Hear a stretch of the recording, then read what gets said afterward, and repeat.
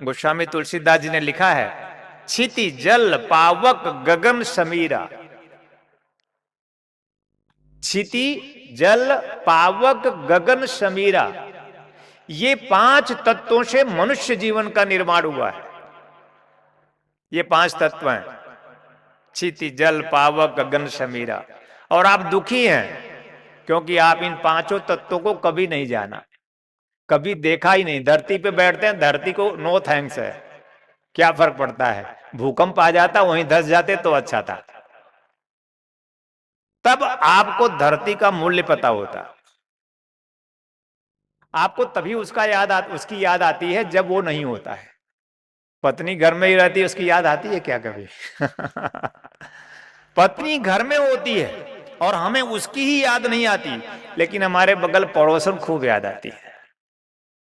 तालियां मारियो।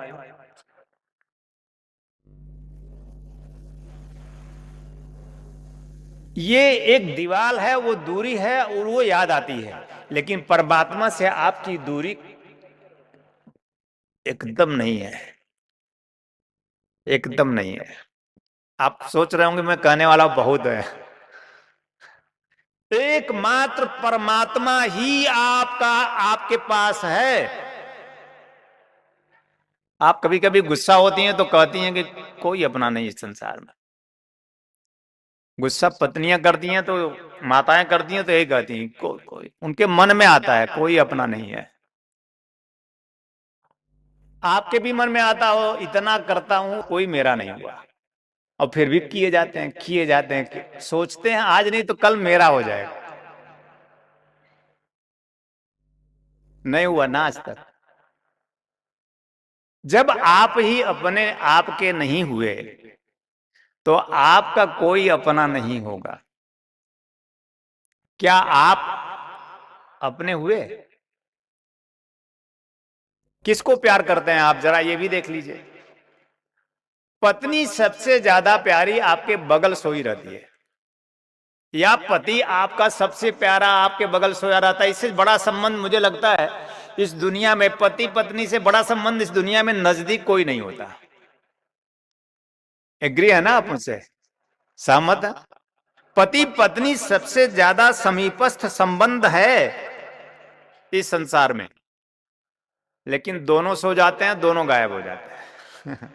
न पत्नी को पति दिखता है और ना पति को पत्नी दिखती है।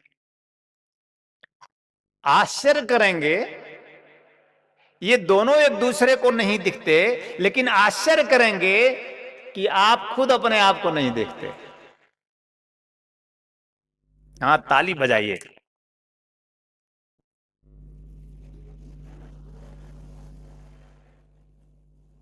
और सबसे बड़ा दुख जीवन का क्या है?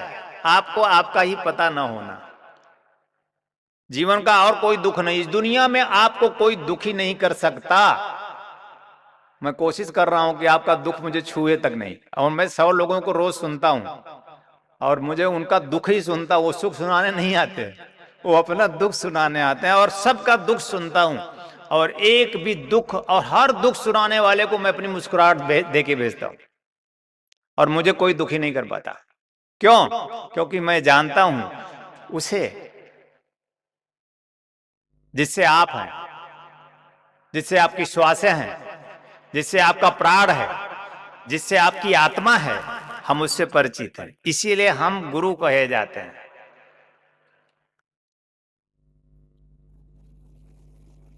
हमारा आपका संबंध भी इतना अहेतुकी है कि कोई संबंध ना होते हुए भी, जैसे परमात्मा का आपसे आपका क्या संबंध है? आपने बनाया ही नहीं परमात्मा से आपने अपना संबंध। आपने संबंध बनाया इस संसार का लौकिक, पति पत्नी पुत्र परिवार स्वजन सगे संबंधी, यही हमारे अपने हैं, और जिस दिन एक श्वास देना होता है यही नहीं मिलते हैं। वो दिन आएगा सबके जीवन में कि एक दूसरे के समक्ष एक दूसरा तड़पता रहेगा और कोई काम नहीं आएगा।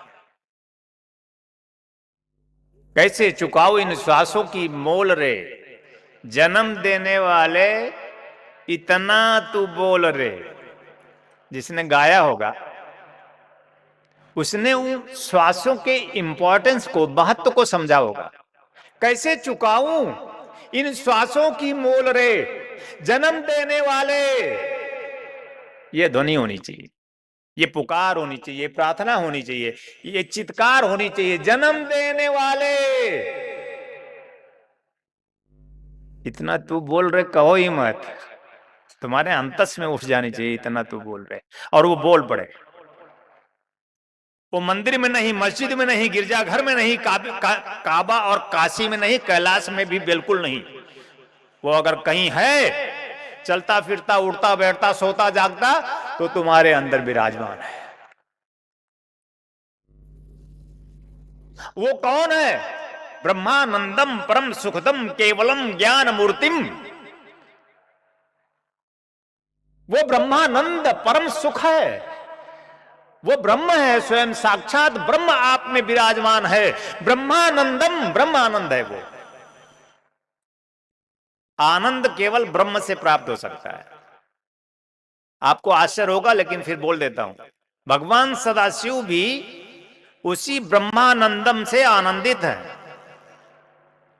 भगवान विष्णु भी उसी ब्रह्मानंद से आनंदित है, हर पल विराजमान योग निद्रा में।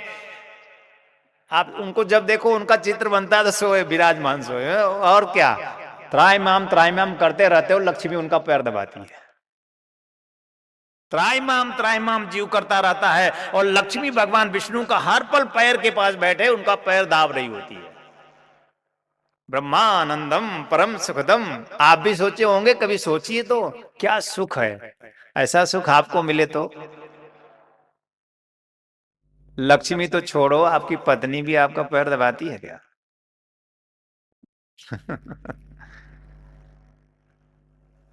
ब्रह्म क्यों नहीं दबाती?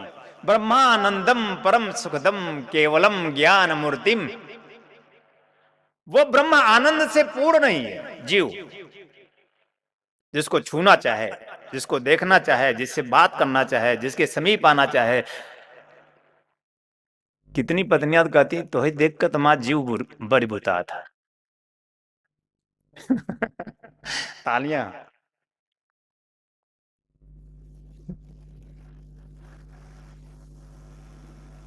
वो क्या कहना चाहती हैं पता है? इसको सिर्फ तुलसीदास जी ने समझा है।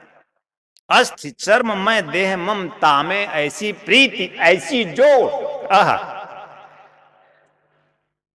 गोस्वामी तुलसीदास जी को उनकी पत्नी ने डांटा था, यही कहा था जो आप लोग अपने अपने पतियों को कभी कभी कह देती हैं, लेकिन वो उसी दिन सुधर गए। और आप रोज, आप में और गोस्वामी तुलसीदास जी में इतना ही अंतर है। अस्थि चर्म में देह मम तामे ऐसी प्रीति। अगर ऐसी प्रीति आप ब्रह्मानंदम परम सुखदम से करते, उस परमात्मा से, प्राण आत्मा, परमात्मा की परिभाषा प्राण आत्मा है। कहां है? मंदिर में नहीं, तुम में विराजमान है। प्राण आत्मा का स्वरूप, पूंजीभूत स्वरूप हो तुम महत्वपूर्ण क्यों हो? क्योंकि इस संसार सागर में एकमात्र मनुष्य ही परमात्मा की एक परम स्थिति है, एक परम संदेश वाहक है। मनुष्य न होता तो परमात्मा की खबर न होती। मनुष्य है तो परमात्मा है। मनुष्य से एहसास हो सकता है कि परमात्मा है। परमात्मा को किसने देखा है? और जिस मनुष्य ने देखा उसे देवता कहा, जिस मनुष्य ने देखा उसे ब्रह्ममय कहा, जिस मनुष्य ने देखा उसने चित्कार और पुकार करी, हम ब्रह्मास्मि द्वितीयो नास्ति। वो सच कहा। और मैं भी यही कहता हूं कि तुम, वह कोई और नहीं, तुम ही हो। और शिष्य किसे कहते हैं समझना? जब गुरु कहता कि वह कोई और नहीं, वह कहीं और नहीं, तुम ही हो, तो आंखें बंद कर लेता है। शिष्य उसे कहते हैं जो गुरु की वाणी में विश्वास करता है। मैंने कहा ना, शिष्य मिलना दुर्लभ होता है। जाके मन विश्वास है, सदा गुरु है संग, सदा चीर कालों तक गुरु श्वास प्राण आत्म स्वरूप परमात्मा स्वरूप ब्रह्मानंदम परम सुखदम स्वरूप प्राप्त हो जाता है।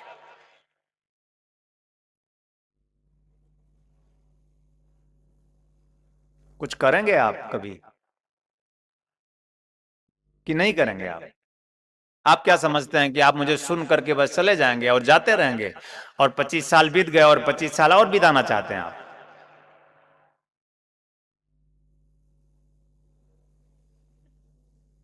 कभी आंखें मूंद कर बैठ तो जाइए। कभी उसको पाने के लिए आपकी आंखों से अश्रुपात तो हो। कभी आपकी आंखों से वो अश्रु की धारा बह तो चले। कभी आप सिसके, कभी आप रोएं, कभी आप नाचे, कभी आप गाएं उसके लिए। कोई ऐसा पल तो आए, दरवाजा बंद हो और कोई नहीं है अपना, तो केवल आप अपने हो जाइए, कहीं ऐसा पल आए। एक दिन तो जीवन देखो खो जाएगा।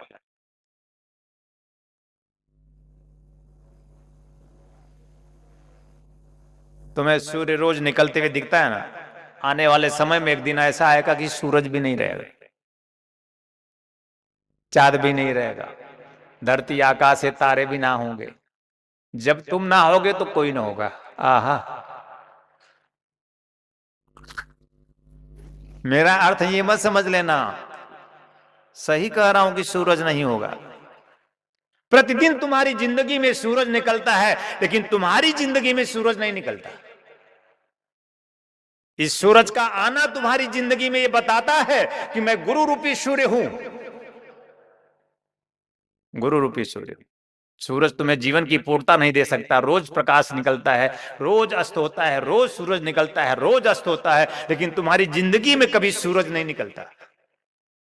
तब वो कहता है, कौन? परमात्मा स्वयं ब्रह्मानंदम परम सुखदम की चित्कार करते हुए कहता है, मैं तुम्हारी जिंदगी का सूरज हूं। और फिर ऐसे सदगुरु से हमारी सच्ची प्रीति हो। सच्ची प्रीति, ध्यान रखना, सच्ची प्रीति का अर्थ होता है ही प्रीति, और कोई प्रीति नहीं होती, सब पाखंड है, सब प्रपंच है। प्रीति एकमात्र सच्ची होती है। प्रीति अगर हो गई अपने सदगुरु से तो सच्ची हो गई, बाकी सारी प्रीति। कल मैं ब्रह्मानंदम परम सुखदम पर किसी को संदेश दे रहा था कि पति की तरफ दृष्टि उठे ना, तो उसमें भी देखो श्वास लेता हुआ कौन है। पत्नी की तरफ दृष्टि उठे ना, तो उसमें भी देखो श्वास लेता हुआ कौन है। पति में वही एक श्वास लेता है, पत्नी में वही एक श्वास लेता है, पुत्र में वही एक श्वास ले रहा है, पुत्री में वही एक श्वास ले रहा है। स्वजन सगे संबंधी और इस संसार के सारे जहां में वही एक श्वास के रूप में, प्राण के रूप में, आत्मा के रूप में प्रतिष्ठित है। वही एक जो इस घट में समाया है, वही उस घट में भी समाया है। इस घट में जो समाया है, यह भी उस घट में समाया है। अभी मैंने आपको भजन में कहा कि तू मुझ में है, मैं तुझ में हूं। यह होना बहुत जरूरी है। आज मैं बहुत रो रहा था, ये कोई बताएगा नहीं, लेकिन मैं आपको कह रहा हूं कि मेरे आंखों से अश्रु गिर रहा था और मैं उन्हें धन्यवाद दे रहा था कि आपने मुझे देखा, और मुझे बहुत याद आ रही थी उनकी। 1998 में उन्होंने मुझे इस तरह से देखा था कि आज मुझे वो पल याद आ रहा था। यानी गुरु के देखने से जीवन की पूर्णता निर्धारित होती है।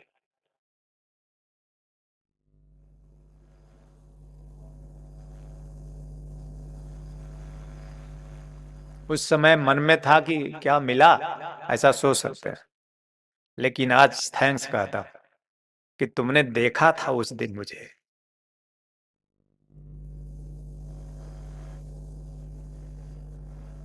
प्रीति ही हमारी जिंदगी में पूर्णता देती है। प्रीति,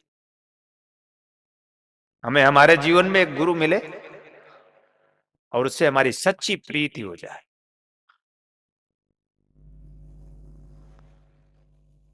देख देख के भी मैं पूरा हुआ हूं।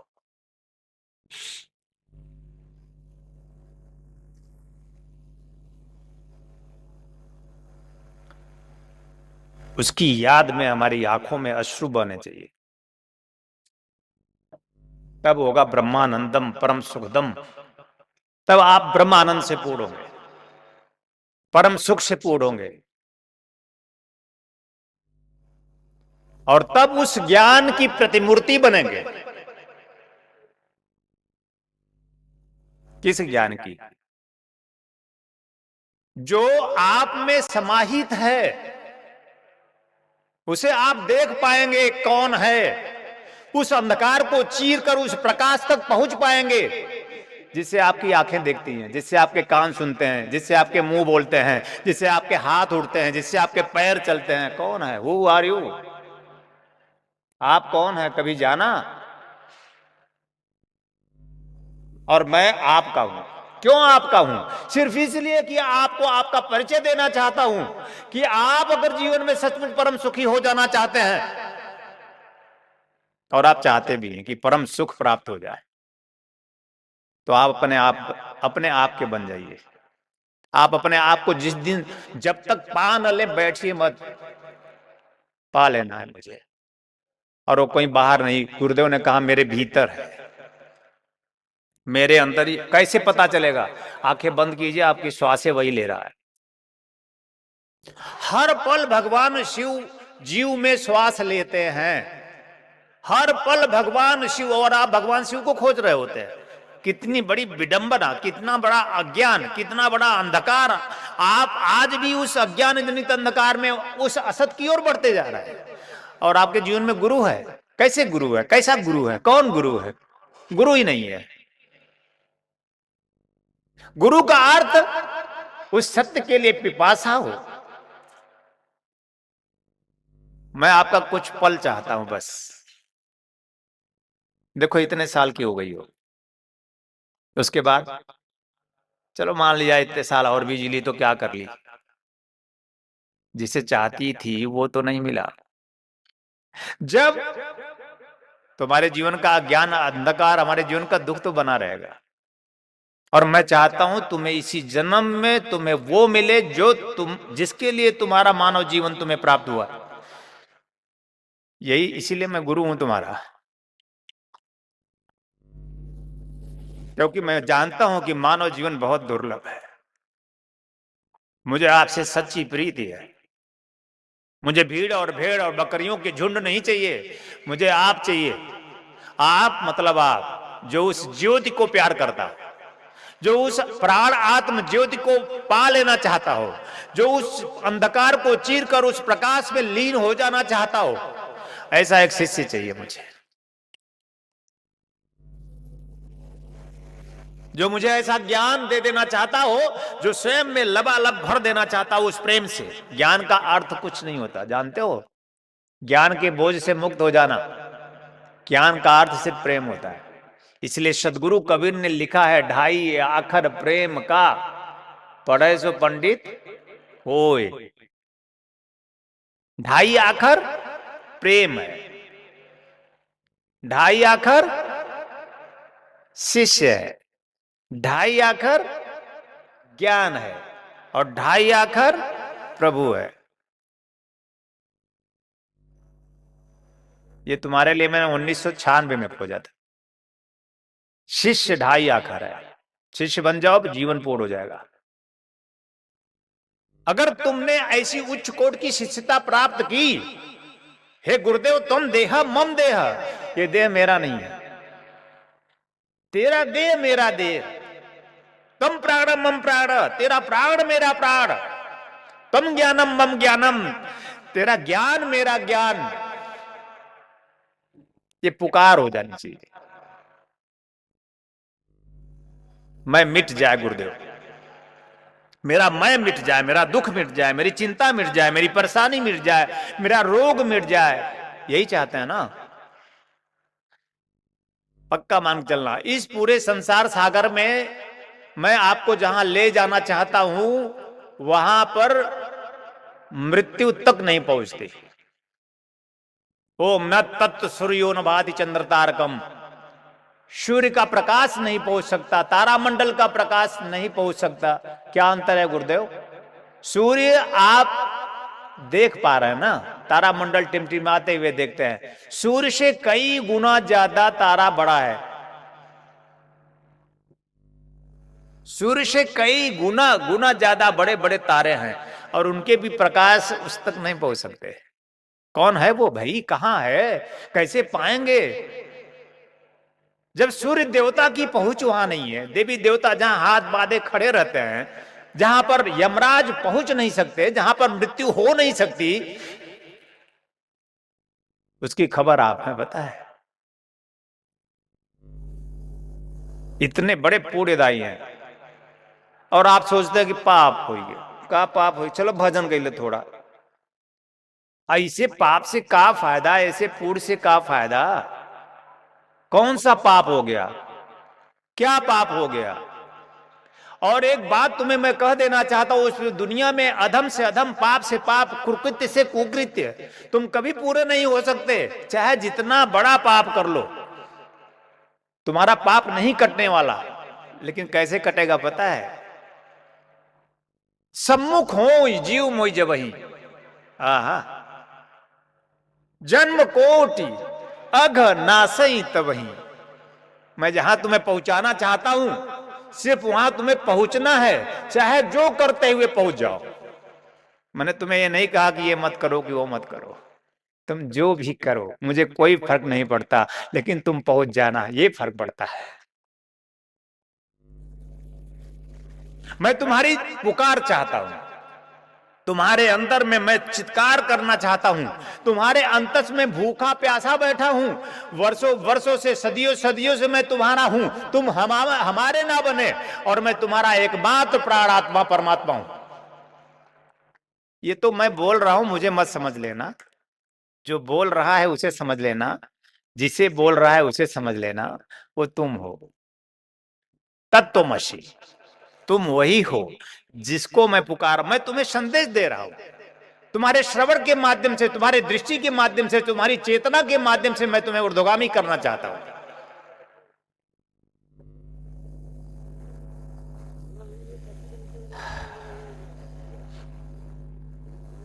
मैं आपसे एक बात पूछूं, क्या सचमुच आप ब्रह्मानंदम चाहते भी हैं? कभी इसके अतिरिक्त, इस पल के अतिरिक्त कभी सोचे भी क्या? अगर हमारे अतिरिक्त, हमारी अनुपस्थिति में तुमने ब्रह्मानंदम, उस ब्रह्म आनंद की सोची होगी, तो समझ लेना कि तुम शिष्य हो रहे हो, और पालोगे तो शिष्य हो जाओगे। ब्रह्मानंदम परम सुखदम केवलम ज्ञान मूर्तिम, वह एकमात्र ज्ञान है, प्राण आत्मा, उसकी प्राप्ति हो जाए तो हमारा जीवन पूर्ण हो जाए। जो जहां बैठा है वहीं बैठे हुए कुछ पल और ध्यान से सुने।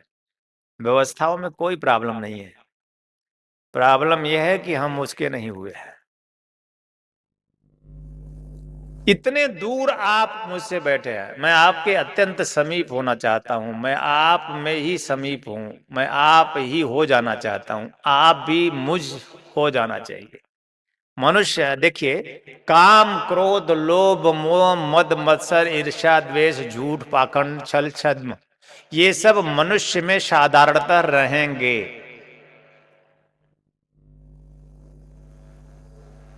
आपका क्या विचार है, नहीं रहेंगे? राम राम करने से ये नहीं मर जाएंगे? काम क्रोध मद लोभ सब नाथ नरक के पंथ, गोस्वामी तुलसीदास जी ने लिखा है, ये नरक का रास्ता है, उसी रास्ते पे हम चल रहे हैं। अब आप सोचे हे भगवान क्या करें, ये क्रोध मरता नहीं है, जब देखो तब या क्रोध कर देता है, या तो या क्रोध कर देता है, और आपको तो क्रोध आता ही आता है। लोग खिसियाते ही रहते हैं, कुछ भी नहीं तो पुत्र पे खिसिया गए, पत्नी पे खिसिया गए, नहीं खिसियाते। यानी हमें, हमारे जीवन में ये विकृतियां रहेंगी ही, और अगर उस चौपाई से अगर आप ये जान लेते, समझ लेते, बूझ लेते, और वही चौपाई आपके जीवन में सत्य हो जाती, तो अभी तक काम क्रोध लोभ ना होता। जिंदगी से युद्ध चल रही है, अनावश्यक युद्ध है। काम ना होगा तो जीवन ना होगा। काम के बिना जीवन की कल्पना नहीं कर सकते। काम है तो जीवन है। जो नहीं मानता हठी होगा, जिद्दी होगा, बच्चा होगा। जब माता पिता दो मिलते हैं, संलयन की क्रिया पारस्परिक प्रेम में रत होते हैं, तो एक नए जीवन का प्रकटीकरण होता है। बोलो ना जय श्री राम। ऐसे बोलोगे जय श्री राम। जब हम दो पारस्परिक प्रेम में होते हैं तो एक नव जीवन का जन्म होता है। इस बात को हम क्यों नहीं स्वीकार कर पाते? और हम पति पत्नी ये चाहते हैं कि अगर हमारे विवाह के 4 साल हो गए तो एक नव जीवन प्राप्त होना चाहिए, नहीं? और जिसे नहीं प्राप्त होता 5 साल, 8 साल, 10 साल, तो सोचो चिंता बढ़ जाती है, दुख बढ़ जाता है, तनाव बढ़ जाता है, पति पत्नी में भी आपस में मनमुटाव हो जाता है। तो लोग किसी तरह से संयोग वशात मेरे पास आते हैं और मैं उच्च कोट की दीक्षाएं देता हूं। गर्भाधान संस्कार साधना सिद्धि दीक्षा पारस्परिक प्रेम के माध्यम से नित नूतन नवीन जन्म देने के लिए, अद्वितीय श्रेष्ठ मानव के स्वागत की तैयारी करने के लिए, माता पिता के दुर्गुण बच्चे में प्रवेश ही न करे, इसके लिए गर्भाधान संस्कार साधना सिद्धि दीक्षा के माध्यम से गुरु विधाता आपके जीवन में लेख लिखता है, आपके जीवन की पूर्णता के लिए, और आपके जीवन में फिर जन्म होता है कि नहीं होता? पिछले 20 सालों में मैंने ऐसे सैकड़ों जन्म दिए हैं दीक्षाओं के माध्यम से।